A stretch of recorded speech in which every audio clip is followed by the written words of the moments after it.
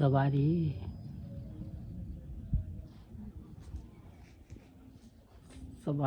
เมื่อนี้มาพบกับพระซีโอมีสิประเสริฐเสียงเก่าเสียงเคยเนาะพระซีโอมาอยู่ศาลาหนองเสโอ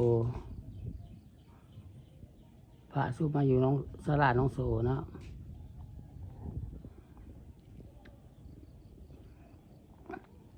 ฝากติดตามช่อง YouTube ของพระซีโอมีสิประเสริฐเด้อกดไลค์กดแชร์เนาะ FC ลาวไทยและต่างประเทศให้เขาดูเขาส้ม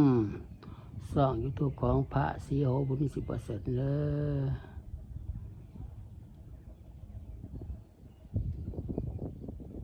ให้เขาดูเข้าชมช่อง YouTube ของพระซีโอบุญมีสิประเสริฐแน่ FC ลาวไทยและต่างประเทศเอาบรรยากาศน้องโสโอมาให้รู้ให้ชมเอาฝากบรรยากาศน้องโสโอมาให้รู้ให้ชมฝากบรรยากาศน้องโสมาให้รู้ให้ชม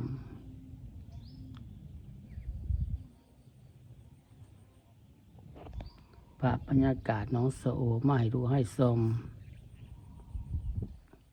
อยู่ที่บ้านห้างแห่งเมืองคงสลดแข็งสารวัตรเนาะตอนเสาร์ของวันเสาร์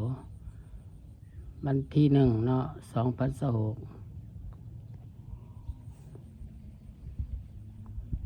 ฝากติดตามช่อง YouTube ของพระซีโอบุญมีสิประเสริฐเด้อกดไลค์กดแชร์เนาะ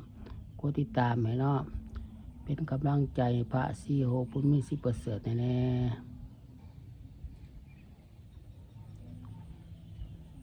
เป็นกำลังใจ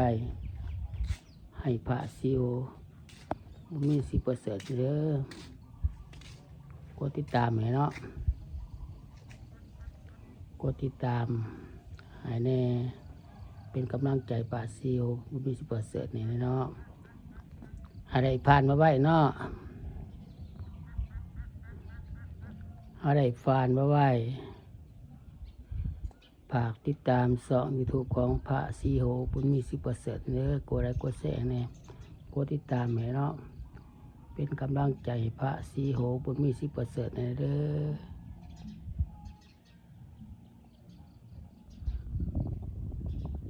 เป็นกำลังใจให้พระซีโอบุญมีสิประเสริฐเด้อ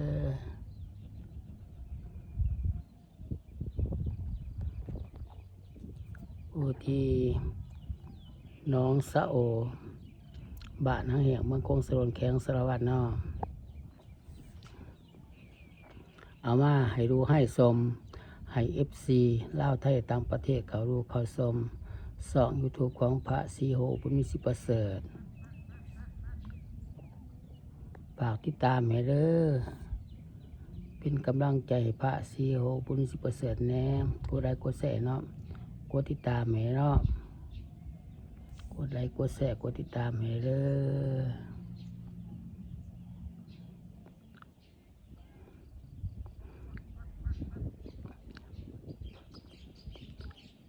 ตอนเสาร์ของวันเสาร์วันที่วันที่8/2026ได้เอาบรรยากาศน้องสะโอน้ำน้องสะโอไล่เอาบรรยากาศน้องสะโอมาให้รู้ให้ชมไล่เอาบรรยากาศน้องสะโอมาให้รู้ให้ชมให้ FC ลาวไทยต่างประเทศเขาดูเขาชมช่อง YouTube ของพระซีโอบุญมีสิประเสริฐให้แน่เด้อกดติดตามให้เนาะเป็นกำลังใจพระซีโอบุญมีสิประเสริฐเด้อ FC ลาวไทยและต่างประเทศให้เขาดูเข้าชม FC ลาวไทยและต่างประเทศให้เขาดูเข้าชมฝากติดตามเด้อฝากติดตามช่อง YouTube ของพระซีโอบุญมีสิประเสริฐเนาะกดไลค์กดแชร์เนาะกดติดตามให้เด้อเป็นกำลังใจให้พระซีโอบุญมีสิประเสริฐให้เด้อ FC ลาวไทยและต่างประเทศให้เขาดูเข้าชมช่อง YouTube ของพระซีโอบุญมีสิประเสริฐให้แน่ฝากติดตามให้เด้อกดไลค์กดแชร์เนาะกดไลค์กดแชร์ให้เด้อกดไลค์กดแชร์ให้เนาะ